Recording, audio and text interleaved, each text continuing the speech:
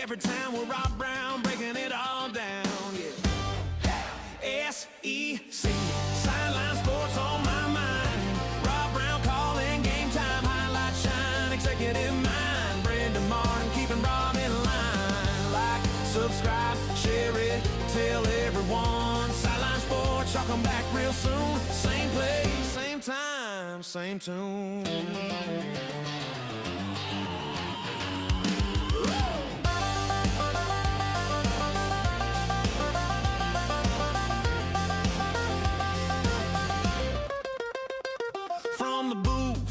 The field every Saturday feeling morning. Good morning. It is a great morning. It is. Love this. We never hear the rest of the song.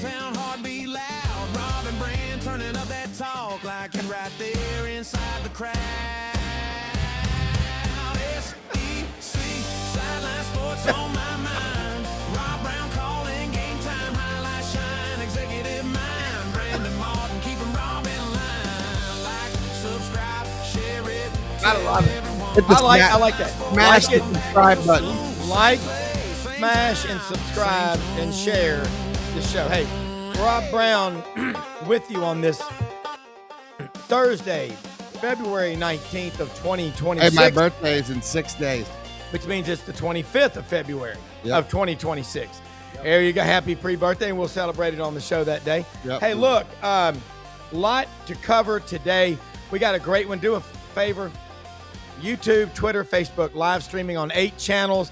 A lot of crazy stuff going on with some of the social media stuff. Just bear with us. It's like flying through turbulence. With them. Yeah, bear with them. Not bear with them. Yeah, it is them. So look, we'll work it out. Share the show. We appreciate it so much, and like it and subscribe. We got Coach Matt Dean on with us. John Hartwell, College Sports Solutions. And we also have Gary Harris joining us in the second half hour. What a game last night in Tuscaloosa. Double overtime. Alabama gets the win. Was it 117-115 over, Arkansas? And Arkansas, I mean, they're the only team that we think is close to Florida in terms of quality teams, Coach Matt Dean. But, man, I don't see anybody catching Florida. Now Alabama knocks off Arkansas. It's right now like, one of our guests yesterday, Vince Ferrara, was saying, he was right. It's all about seeding for the double buys in the SEC tournament, Coach Matt Dean. How are you? Guys, it's great to be on. What a great intro, man. Brendan, that's just, I could listen to that song 3 or 4 times a day, brother. I was watching the game last night.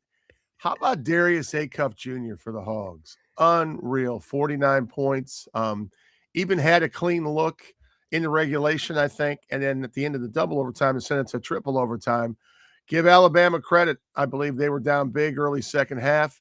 And you said it, though. It's about seeding right now. And quite frankly, got a chance to watch the Gators a little bit this weekend, man. They are so good, guys, and they have the potential to get back to the Final Four. They really do.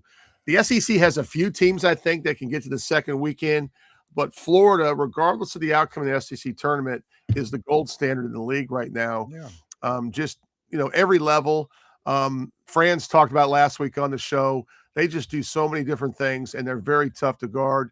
And defensively, they just get stop after stop. When you get multiple stops in a row, you can push the ball. You go on those 6-8-0 runs, Brendan. It just makes life a lot easier as a basketball coach. But last night, Alabama, gutsy win. I thought, it's interesting. If you watch Calipari's press conference, he kind of alluded to the fact, without talking about it, we won about every category except the free throw line. But you know what? That's not uncommon on the road. My year back in college basketball this year, you look at the numbers, you're going to get to the foul line if you're aggressive more, especially at home. And that's kind of what happened last night. But kudos, one of the best games I've seen all year, guys. Yeah. What about A&M playing Ole Miss? What has happened? Yancey Porter talked about it Tuesday, Rebel Yell Hotline. I know John Hartwell is going to talk about it. But Chris Beard doesn't look like he's having any fun. And I thought last year they were really close to making this Elite Eight in the tournament. And Ole Miss basketball, Matt Dean, and hello, John Hartwell, is right now circling the drain, and we're out of Drano. Doesn't Hartwell look relaxed? I He's mean, got you the just sun- look like you're on the Savannah, Lanai. You just look like you're chilling out there, like, looking out on the back 40. He's looking out on Mobile Bay. John, you're Oh, muted. you're muted though. Yeah.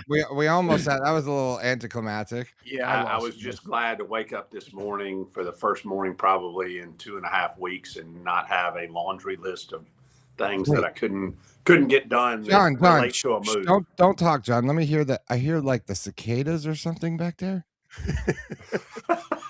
Is it? Do we hear? Are you on Mobile Bay right there at the house? That is gorgeous house. No, we're about a quarter of a mile as the crow flies from Mobile Bay. Oh, you'll have to on with the wind over there, Hartwell.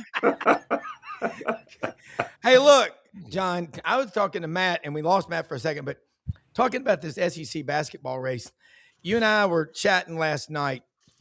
Ole Miss, Chris Beard, they lose a heartbreaker 80-77 to Buckyball. Have people already figured out Buckyball? I mean, without a lot of height and a lot of stars, you can only do that so long. I want to get your thoughts on that, and then back to Coach Matt Dean from Davenport, Iowa.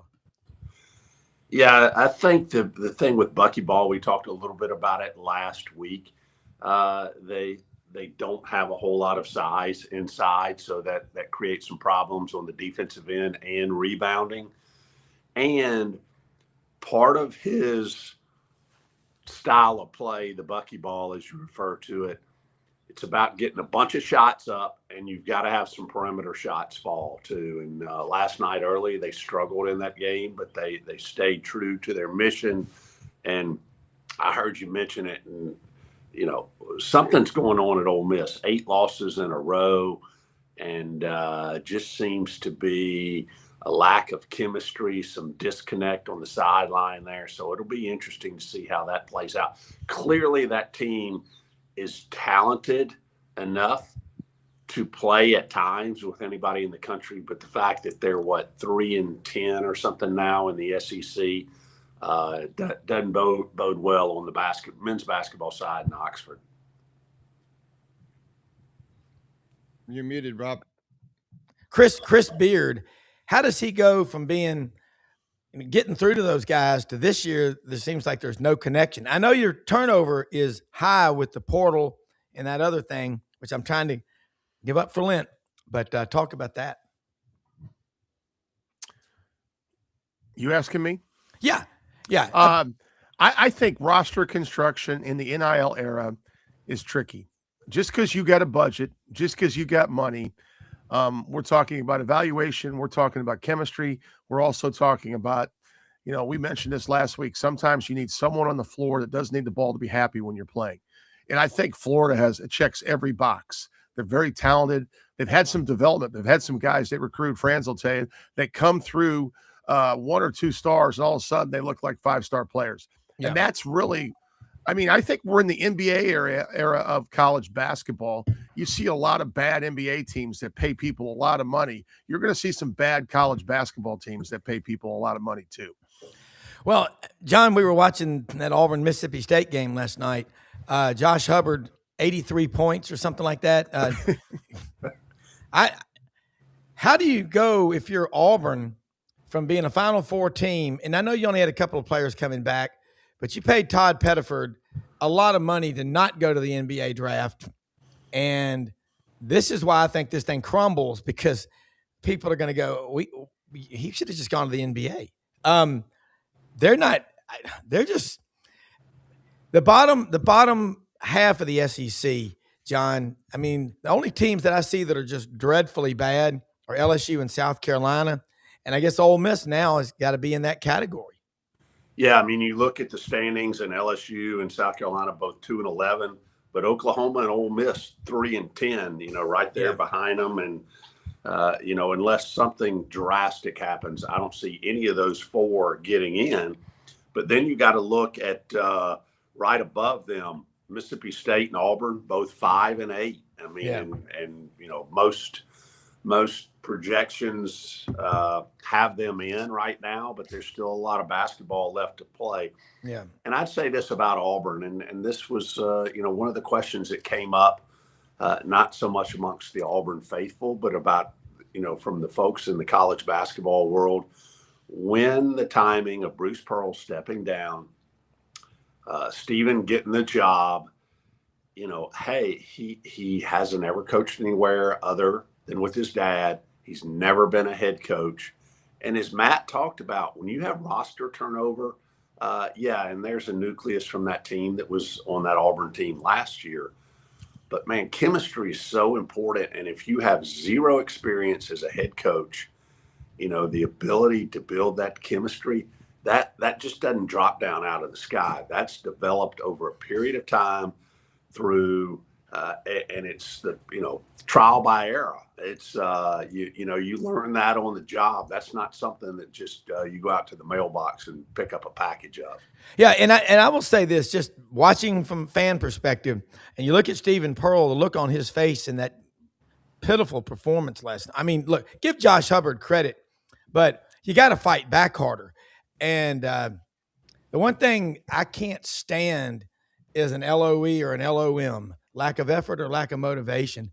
And I think some of these kids, I think a lot of them, and one thing on this show we talked about, y'all know this, we don't hold back. I think most of them are doing this. They're over there looking at their mobile banking app. They don't give a damn like they used to. And I'm telling you, Matt, Dean, and John, and Brendan, and everybody listening, watching, there's a serious risk of losing that connection, that spiritual, temporal connection between the fans and the players that wear their school's jerseys and colors. Because if we don't think that, we can't care more than they care. Matt, Dean. Let's also realize his dad was a legendary coach, probably a future Hall of Fame coach. You can't move over those 18 inches in that chair. John knows this. He's hired many quality basketball and football coaches without an adjustment period. I've done it. As a matter of fact, for just truth be told, I'm the interim head coach right now, guys. Crazy couple weeks for me, but this is coaching college basketball is been really hard. I've been blessed not to have been let go in my career, but I have an old saying too, and Coach Hilgeman, God rest his soul, when he told me about the business, he said, Matt, you got to be able to survive those years when it's not going well, because they got to like you. They got to like you across campus. The boosters got to like you. The thing about Bruce, man, was there a better media guy? Was there a better interview? And you talk about motivation, Rob. You go in the locker room these days when you heard some of his past speeches. He got the most out of everyone on that roster. Yep. I think Stephen needs a chance, but it's really hard learning scenario in the SEC with your first head job. John knows this. I mean, it's just so difficult to manage players. And now it's harder because of all the budgetary constraints. And in basketball, if I'm paying you a lot of money, Rob, and you're not producing, and the other guys, maybe a first year's not getting as much money, there's resentment in that roster. And it's really hard. And I don't know what's going on at Ole Miss. I was kind of cut off earlier by my own doing, but I got to believe right now that's the hardest situation Beard's ever been in professionally, with some of the, just the recent play. I mean, I know they competed last night, but they should be better. John, as an AD, and Matt knows this too, when do you have the conversation with Chris Beard? Hey, look, do you want to be here? Yeah, I would think Keith Carter would have already had that conversation. I'm sure he probably has. I mean, again, an 8-game skid with a very talented roster is, something that's alarming, and I'm sure it's alarming to their fan base. And I can tell you this, with the success that they had in football and following that up with this in basketball, I think it just magnifies it that much further. But Rob, you make a great point, and I'll call it the gas factor. Today, when these kids are getting paid large sums of money, I'll keep it PG, the give a shoot factor, hey, they're getting paid. That check's coming every week or every month, regardless they win, lose, in between.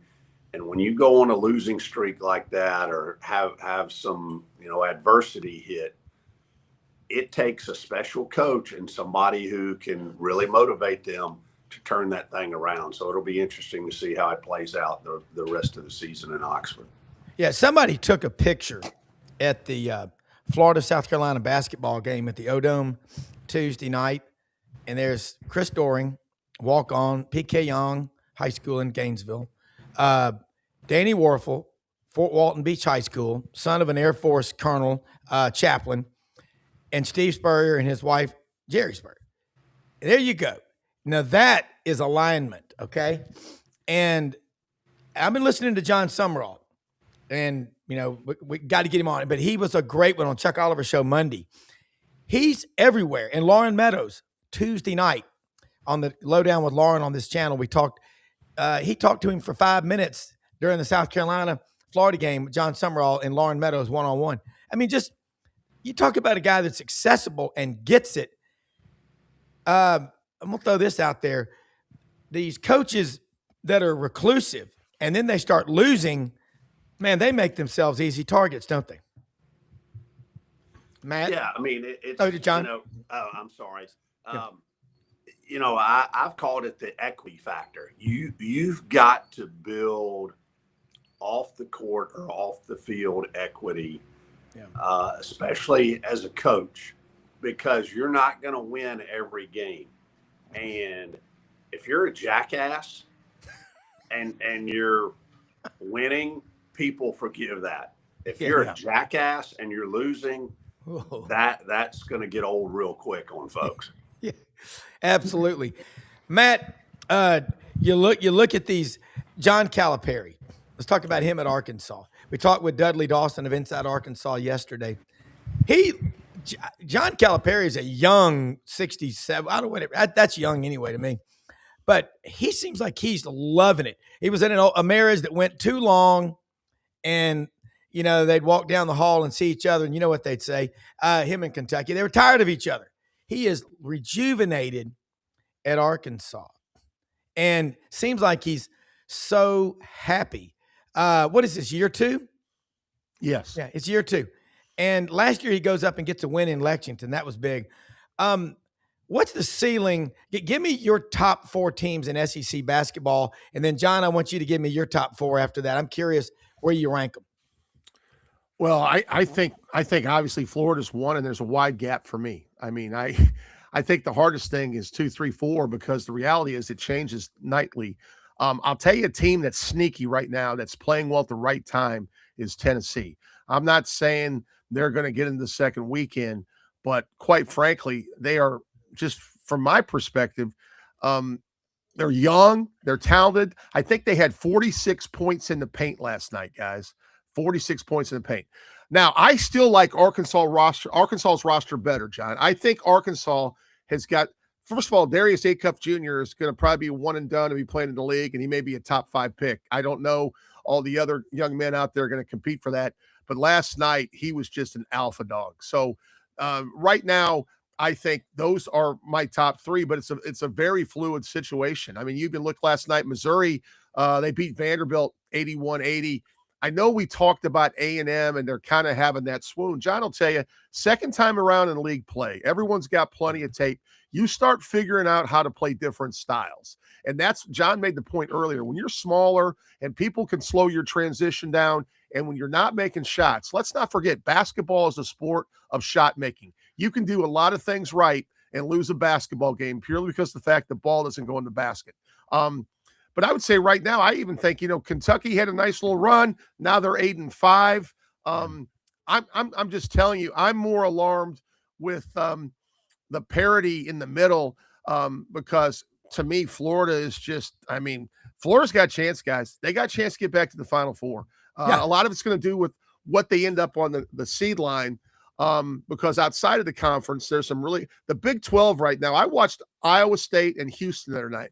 Yes. One of the best games. I mean, it's just like a boxing fight, but one of the best games I've seen. So you get matched up in a different style. It's everything. Well, I'll tell you what, John Hartwell, you and Matt both being 6'3", 6'7", Brendan 6'4", I miss the late night games like on a Thursday night, the Pac-12 with Bill Walton broadcasting those games. Yes. But I love watching, the schools out on the West Coast, St. Mary's, Gonzaga, those late night games. John Hartwell, let's get your top 4 in the SEC. Basically, it's Florida and then the other 3. Yeah, you're absolutely right. The Gators have kind of moved themselves well ahead of the pack. Again, it doesn't matter what you do in mid-February.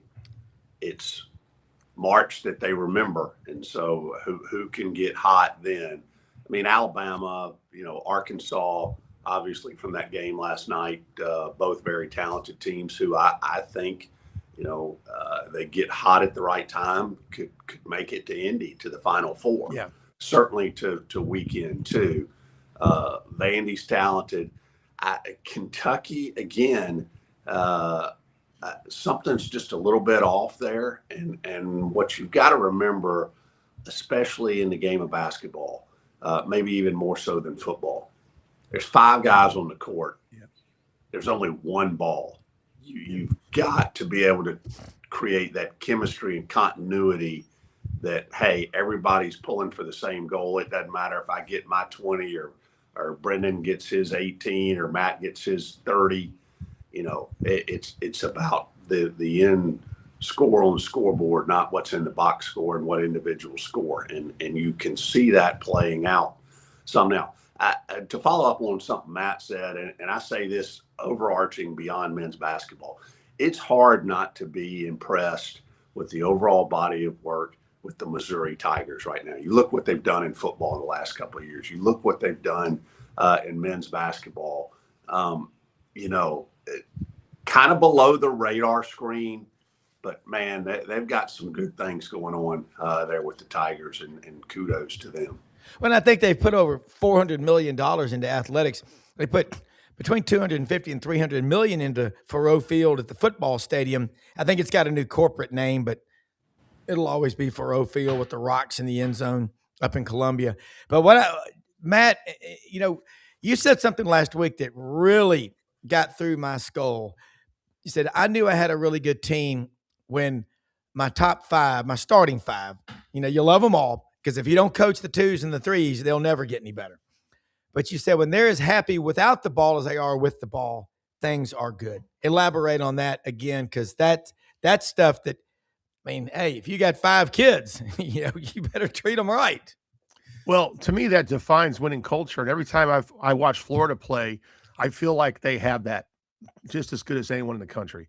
I've always had an elite defender on the floor that would do all the hard things, bring the lunch pail to work, and was going to get over every ball screen, was going to help some certain situations double the post, and didn't need the ball to be happy. Now, conversely, I always tried to hide my best offensive player. I wanted to make sure that all their juice was on the offensive end of the floor, if that makes sense. Okay. So I'm going to give that person, in my case, it's more of a perimeter player, but I'm going to give them the least offensive assignment defensively, so they can not necessarily going to relax on defense. I want them the freedom to kind of float a little bit and help off, and maybe we can get some steals and get them going in transition.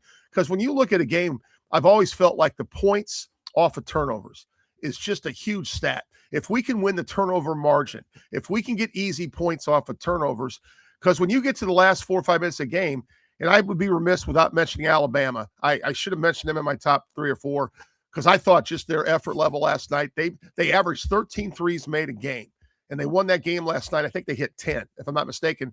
But I think the young man Mallet will hit a big one in the corner to make it a 2-possession game with under a minute to go in double OT. But I just think, guys, watching Florida play, they share the ball.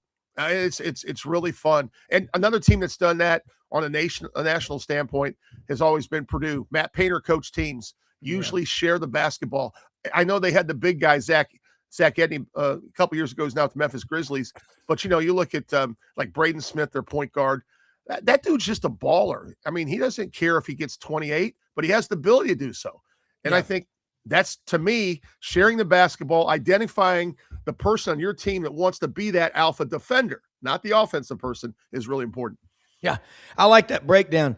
John Hartwell, watching these SEC teams, and we mentioned Missouri, there's a lot being put into their sports programs up there. Eli lost 4 coaches, and Bartu talked about that on the show.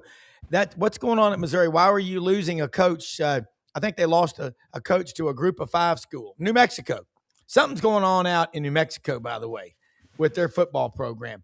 Now, you've been to Las Cruces. The University of New Mexico is in Las Cruces, correct? Albuquerque. I'm sorry, Albuquerque. Las Cruces is New Mexico State. That's right, Las Cruces. I knew Albuquerque, or as JW calls it, Albuquerque. But there's something going on there, and we think about Jerry Kill left New Mexico State and brought his culture to Vanderbilt. Culture's everything. Gary Harris is going to join us in a second from Tuscaloosa, and we're going to get into the second half. A little more. We're going to talk some quick basketball and then more football about the new reality for the SEC. John, as an athletic director, fans out there, I was watching on SEC Network that deal about the Kentucky LSU basketball game, the miracle they call it, when LSU was up by 31, Kentucky came back and won, and then LSU won on the last second play in 0-2, the heave from Jamarcus Russell out of Williamson High School in Mobile, near beautiful Ladd Stadium. But golly, I'm sitting here thinking the new reality for the SEC, if you're not adapting, and I love Dabo Swinney, but he's waited a long time, and this year he signed 9 players in the portal. Does an athletic director need to step in and say, look, I know you played for 4 national championships in the last decade and won 2 of them, but there's only so much of looking out the rearview mirror we can take. Hey, it doesn't just apply in college athletics, but adapt or die. Things. The only thing constant is change, and you better be able to adapt. In today's world of NIL and the portal, and as much as some of us purists hate to see it, the days of Johnny coming as a try-hard walk-on and to ABCU and working his way up the depth chart and finding playing time a little bit as a freshman and then as a sophomore and blowing up and becoming an all-league player. Those are few and far between, if at all, in existence anymore. It's hey, if you get on the radar screen, there's going to be a bidding war on an annual basis. There's no true 4-year contracts. It's free agency every 9 months. And if you can't adjust or adapt to that, it's probably time to get out. Like it, don't like it, whatever. That's what we're in today. And again, the management of that roster with a GM who understands the financial side of it, looks at the tiers of the players that you have, whether it's football or basketball or softball or baseball, the ability to quickly create a culture. It's not a 2 or 3 year build of a culture. It's a 2 or 3 month build of a culture. All of those things are keys to success in today's world of college athletics, because it's not what it was 5 years ago. And guess what? It's going to be exponentially different 3 years from now, or 3 years into the future from what it is now. Well, what it's getting to be like, Matt, as a college sports fan, it's like being a fan of the Memphis Chicks when they were AA, the Memphis Redbirds at AAA. You pick the farm team. All of a sudden, you're rolling in that league. You're tearing it up. And in August or September, they start pulling your studs up to the bigs, to the major leagues.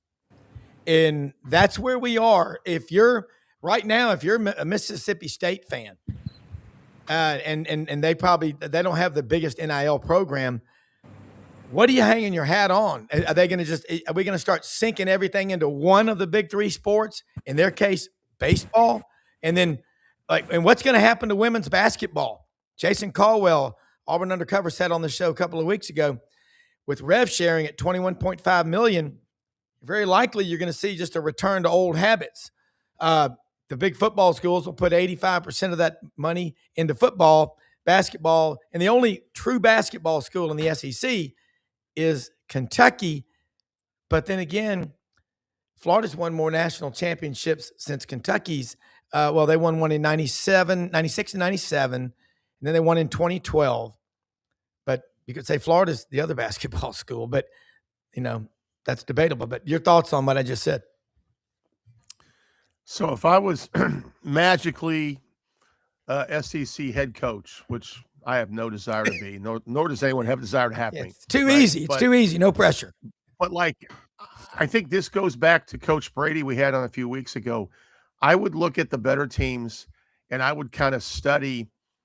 We don't know what everyone's getting paid, but I would study kind of like the roster management in terms of the rankings of some of the people they brought in. Not everyone, and John knows this, not every coach develops at the same clip. There are coaches throughout the career, highly successful that we know that have always been blessed with 4 and 5 stars, right? I've always been a person because I've been at an NCAA Division III institution. I don't have any stars. I try to get you a really good financial aid package with a quality education. So I've had to be a developer, right? It's really hard to get bigs at Rhodes College. Sometimes we've played with 4 guards. Yeah. So, I mean, I've always been an outside the box type of guy. But if I was a Division I guy right now, let's say as an assistant, I would work with my head coach, like Coach Brady said. I would have someone on the road that was evaluating mid-major talent. Miami of Ohio is 26-0 right now. I'd want to see their roster. I'd want to look at their roster just out of curiosity. I would make sure I'm evaluating the mid-majors for future portal additions. And I still think there's a spot in the bottom of that roster for that 1 or 2 star PWO, preferred walk-on, that we don't have to pay a lot of money for, John, that maybe as a junior or senior, that person's going to stay out of loyalty, could be a player that could help in a rotation. I think there's so many layers of this, guys. You can see some teams like, let's talk about Ole Miss. I bet they're spending some money for that 8-game losing streak, right? Yeah. So it's all about player development. It's all about how you go evaluate your talent. Look at Signetti. That's in the football, the broader scope of all the numbers you have to be successful to have a winning football program. That dude gets it. He evaluates spot on to his system, and he has a lot of confidence in those guys, and they stay with him. Retention matters too. If you're losing your players year to year, you're not going to be as good. Continuity is important in the game of basketball. Yeah, Pete Cordelli said on there that Kurt Signetti does not sign a player at Indiana that he has not personally gone and watched. Yep. So that stuff matters.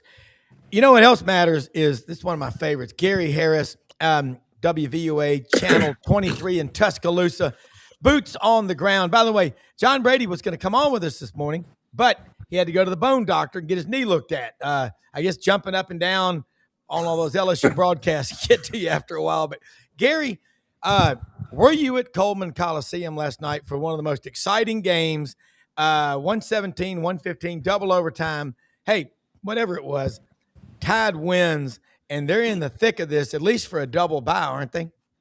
Yeah, they are, and I wasn't there. When it's a 6:00 game, we got newscast, so it's 6:00 game. Weeknight games are tough for me to go to, so Yeah. I was not able to attend it in person. But great win for Alabama. Yeah, they're definitely in contention for the double bye at the SEC tournament, which is advantageous to say the least. And technically with 4 losses in the league, they're still in the hunt theoretically for the SEC regular season championship. Although obviously Florida would have to help out a lot there for all these other schools. But last night was an incredible game, an instant classic, whatever you want to call it. And we knew Darius Acuff and LeBaron Philon was going to be a great matchup. And what Acuff did last night was up there with the all-time great performances, I think, in SEC men's basketball history in a single game, particularly for a true freshman. And he was phenomenal. And but Alabama was able to come back from, I think, 16 down. And then I thought should have won it in regulation and didn't. They kind of let Arkansas back in the game down the stretch after they went back up by, I think, 7. And then, double overtime. And then Acuff misses a shot that would have given him 51 points. And then the kid misses the putback dunk to keep us out of a third overtime, although Arkansas was running out of players. Still, unbelievable game. Great win for Alabama. John Hartwell, you watched that. Got the multi-view going. Your thoughts on that? Because it is an instant classic, and it'll be on a lot. John, I think you're muted. Yep, sorry. Yeah. How about now? Can you hear me? Yeah, you're good. You're good. Okay, sorry about that. Yeah, that that game had all of the feel of a second weekend NCAA game, somebody trying to advance to the Final Four, which I do think both of those teams, if they play at that level they did last night, could get there clearly. As we talked earlier, I think Florida is the best team in the SEC, but I would say in that next tier right there, Alabama and Arkansas are certainly at the top of that next tier of teams. And, wow, a putback dunk. I did watch the end of that second overtime period. And, man, he missed it from point blank range. But, hey, sometimes over the course of the season, you got to have the ball bounce your way sometimes. And that clearly happened for the Crimson Tide last night. Yeah. Gary, and that Nate Oates, to weather the storm he's had to deal with, bringing Charles Bediako back, and honestly, what school wouldn't do it if they had that opportunity? I mean, you said the thing that kind of changed my mind. You talk about those European players. So that's a damn good job of coaching to keep everybody together on this team. Before we switch to some football talk, do you think that this Alabama who is the leader, in your opinion, the one guy that's got to play well every night or just not fall apart for Alabama to go anywhere? Well, leader and who needs to fall apart are probably two different questions. That's the thing about this team. I don't know that I can say that there's one leader. I think Philon's trying to embrace that role, and it'd be easy to say he's the guy that needs to play well. But I think Sherrell is a guy that, particularly with Bediako not available, Sherrell last night had an incredible game. And, you look at him, he's 6'10", he weighs about 250 pounds. I mean, he's a physical specimen. He can shoot the three-point shot. He was active on the backboard last night. He got some dunks. He's a guy that I don't know that he has to play well for them to win because of all the perimeter play that they have and how much they shoot it outside. But when he plays well, they're a different team. I think he gives them some, inside presence that they really don't have from anybody else. I mean, Allen can get to the rim. But as far as a guy that if they want to play 4 out and 1 in instead of just playing 5 out and surrounding the 3-point line, Sherrell gives you a post presence with that kind of size and athleticism. I mean, I've been thinking all year that his physical makeup and characteristics outweigh his production. You know what I'm saying? Yeah. I think he should be more productive with that type of body and that type of athleticism. And last night he was able to do that. I mean, I thought he had a fantastic game. But one thing about Alabama, you saw it last night, and we've seen it all year. They're not a great defensive team. And, again, it's hard to play great defense, I think, when you play the way they do offensively. But when you play a team, and Arkansas has become that team under Cal, you got to give Cal credit because remember they were ready to run him out of Kentucky because he was scoring in the 60s. He can't play the amount of, they're playing up and down. But when you play another team that can score offensively,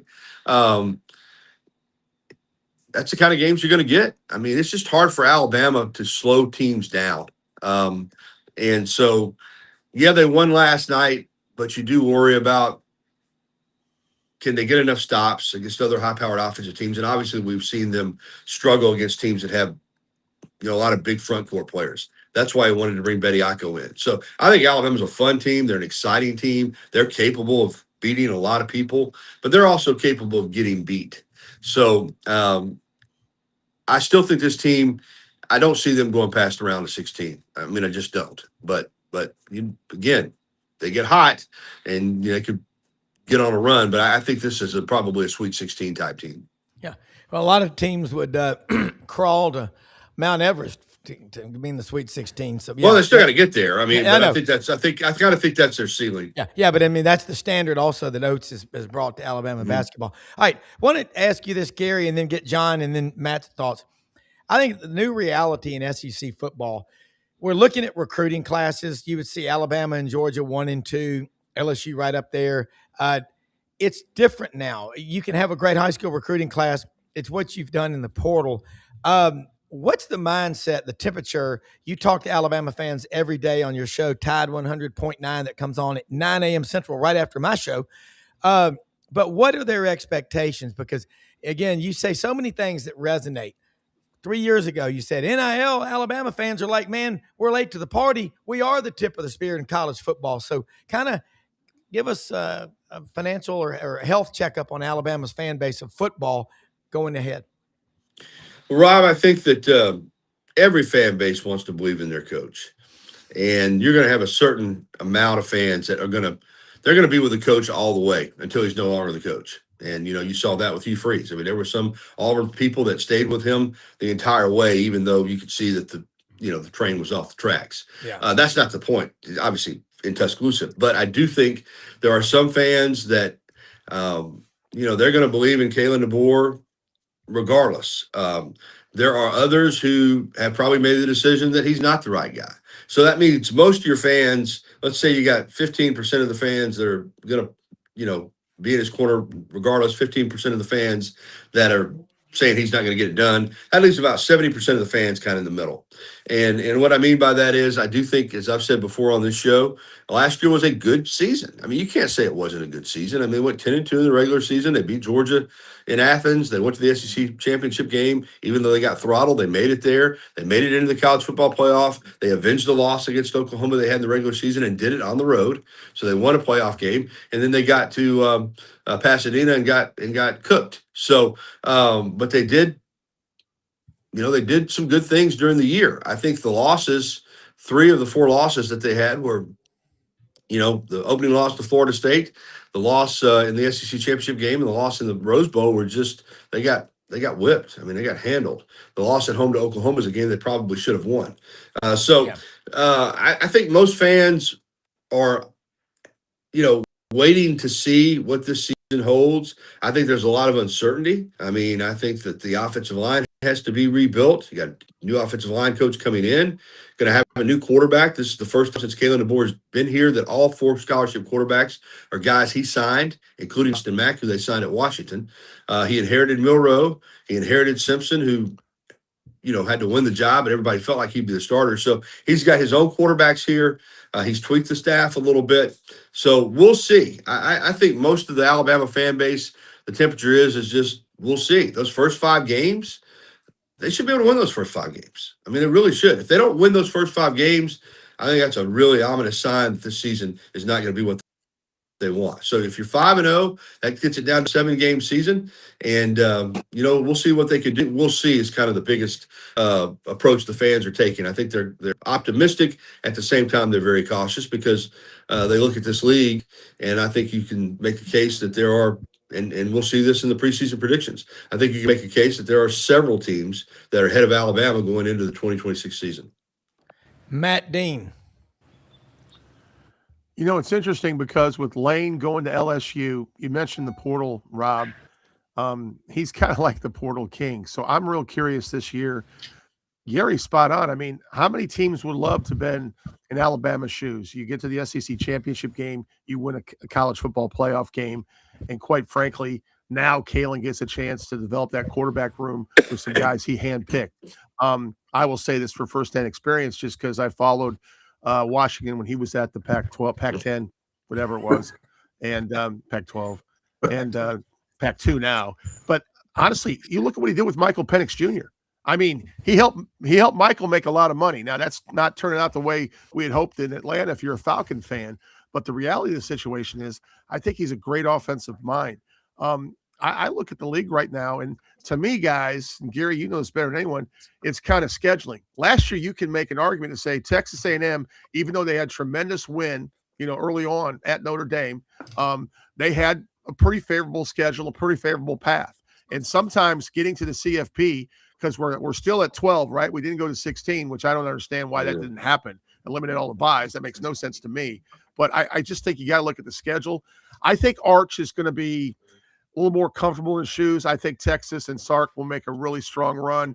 I'm real curious to see some of the new coaches in the league. I want to see how Golish does with your Tigers, Rob. I don't think they're that far away. But talking about portal additions, Sark getting Cam Coleman from Auburn to go to Texas with Arch, that's a pretty good addition. And I'm really curious to watch Coach Summerall at Florida, because I think he's a leader of men, and I think that's sometimes lost in the equation. You can make changes quickly in a football program when you improve the locker room, and he'll do that from day one. John Hartwell, same question before we go back to Gary. Kind of long. I like what Matt said. Hard to disagree. Yeah, here's the thing from a fan base perspective. I think you've got to manage expectations. And I think every fan base, whether you're Alabama, LSU, Oklahoma, USC, Ohio State, with where we are today and the parity that's been brought about by rev share, NIL, transfer portal, the expectations of, hey, every year we're going to win 12 games and our final regular season game is going to be to play for an opportunity to play in a conference championship game, and anything short of a national championship game is going to be a failure. There's got to be a mindset adjustment of every fan base along those lines. I know that's easier said than done, but that's a key to that. I had an interesting conversation this past week with an AD talking about names on jerseys, and kind of the conversation started, hey, when you go watch a track and field meet or you go watch soccer at most places, are there names on the backs of jerseys? And they said no. He said, you know what? In today's world of a turnover of rosters, he said, I'm going to have heart-to-heart conversations with our revenue generating sports, whether it's football or basketball, about I really want to eliminate the names on the jerseys on the back of every sport that we play. And which is kind of ironic because everybody's talking about now they're going to have patches, what I'll call NASCAR patches on the jerseys with advertisements, which those advertisements are helping pay for the names on the backs of the jerseys. But I do think that's a pretty interesting concept about, hey, how in this changing era of college athletics do you get everybody bought in, whether it's the team members, the students, the fan base? It's all got to be for Alabama or Ole Miss or LSU or Florida, not about Smith or Jones or Edwards or whoever on the back of the jersey. And that's a really good point. It'll be interesting to see if that gains any traction. I love that, Gary Harris. And, I remember Pat Dye, first thing he did at Auburn, take the names off the jerseys. He said, it's about Auburn. And Auburn, that's an R in there somewhere. But Gary, this is where we are. I got a lot of Alabama friends. Like I said, Mallory, our oldest daughter, Alabama grad, she was there. She graduated May of 11, was supposed to, they pushed it to August because of the tornado. But I've always followed that program. The Alabama fans, the reactions of them when y'all went down 17-0 out in Norman during the playoff, we were over at the hunting club. Wow. One of the kids from Huntsville, one of our members, went ballistic. And I said, y'all are going to win this game. He goes, Mr. Brown, you're insane. I said, no, I've only had one beer. But I said, you'll win because you should have won the game in Tuscaloosa, 23-21 loss. There's just a mentality at Alabama. Once your mind expands from here up to here, it never goes back to being the same. But Ellis Johnson, I want your thoughts on this, said there were two kinds of players we got at Alabama. Those that we signed that wanted to live off of the expectations. I'm at Alabama, get out of my way. And there were players that wanted to, fulfill our expectations we had of them. Is that the same kind of kids you got there now from what you see? I think it's changed, and I think Ellis is 100% right. He lived it. He coached them. I think there was a time when that Alabama name drew people, and some just wanted to be a part of it. Like you said, and then there were others who were like, "Man, I want to add to this legacy." Now I think that there are a lot of, and this is true for all schools, other blue blood programs as well, that I still think there's a number of players that you have on your roster who are sold on the idea of playing for Alabama. I'm going to play for Alabama. I'm going to have a legacy at Alabama. I'm going to help Alabama win championships. People will remember my name 20 years from now when I'm gone from Alabama. But I think most players now are motivated, at every program are motivated by different things than motivated players 20, 30, 40 years ago, even 10 years ago. And I don't think that brands mean as much anymore. I think the players look at their personal brand. I think we've lost some of that as far as what there are of these programs. And again, this is not a knock at Indiana, Kurt Cinetti, but we've talked about this on the show. He couldn't have done that 10 years ago.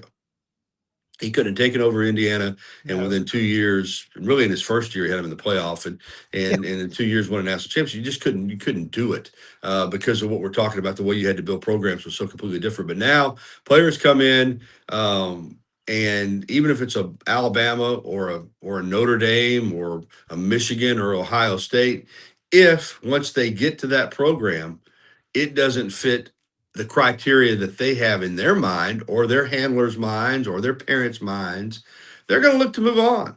They're going to look to go somewhere where their brand is. So what John was talking about with taking the names off the back of the jerseys, I think that's very symbolic. I think that's a cool idea, but I don't think it's going to matter to these kids. What? You don't have a name on the back of my jersey? I mean, that's going to make me play harder for your school because I just don't think the young men and women that are coming out now look at it even close to the way they looked at it 10, 15, 20, 30, 40 years ago. Now, that means there aren't some that do, but I just think it's a whole different era. So all these traditional values that we've attached to athletic programs and teams and coaches, to my way of thinking, are pretty much out the window. Yeah, I think so. I mean, and I'm all about history, traditions, and heroes, but I'm not about being stupid, hard-headed, and losing. It's just, you got to figure it out. We had Butch Thompson, Auburn's baseball coach, the venerable Butch Thompson. He said, I couldn't believe this. He said, I had to wait 23 years. I worked 23 years to get a head coaching opportunity. And I said, Coach, I remember it well. October 2015, I was on the trading floor at Duncan Williams, our investment banking firm in Memphis. Ben Clanton, friend of mine on the floor, goes, Brown, I just got off the phone. He's a Mississippi State fanatic. Goes, y'all just hired Butch Thompson. I said, he's coming back. He goes, y'all are going to win big. He said, awesome. I mean, there's just certain people that understand it. But I like Gary's right. John, that's a cool conversation. And if we could ever get that AD on the show, I think that'd be an interesting thing to take because, wow, this panel right here, today's word, redneck word of the day is mayonnaise. Mayonnaise, a lot of smart people and knowledge coming out of all y'all. And Ellis Johnson, Brendan calls him Tom Cruise, by the way. I mentioned that to him on my show. He I don't think he necessarily likes it. He's a badass. I mean, he is that. He's just cool hand Luke, and he sends me a lot of cool text on this thread with Pete Cordelli and Dave Bartu. He's just cool. I mean, and Matt, what he just said about team, what makes us fans is like, wow, it's like you give someone a referral on a restaurant and they go there and they go, oh my God, there's the greatest meal I ever had. Oh, wow, on and on. And, or, go to our school, go to a game and check it out. It's so great. And they go and they're like, man, I can't believe you pulled for this school. This place was Amityville horror. I'm all about the school first. Ain't none of them bigger than Alabama. And by the way, I know Barrett Jones, for example. Remember him? Great offensive lineman, Gary, that won 3 national championships. Oh, yeah, of course. He's there in Memphis. One of the nicest, and he's just from a great family. Walker and the family went to ECS. Man, you talk about now, and he works his tail off in what he does, but it certainly doesn't hurt to go in and 3 of your 5 fingers have national championship rings on them. Matt Dean. I felt like Mort Kondraki on that old TV show. Matt Dean. Another pillar in this, guys, that I think sometimes not discussed is you bring a player into your program, let's say, has success early on, okay? Retention now matters, and that means that player's probably getting a pay raise. And, John, I don't know, when you were at Monroe, I'm sure the budget was not always in that situation. If your player had success, they were probably going to go to an SEC, a Big 10 or a Big 12 situation. And the school, good young talent, and have identified that.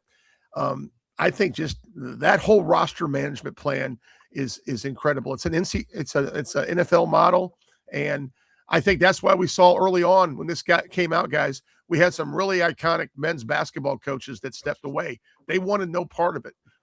Jay Wright was a young guy at 60 with 2 national championships. Yeah. He's phenomenal in television.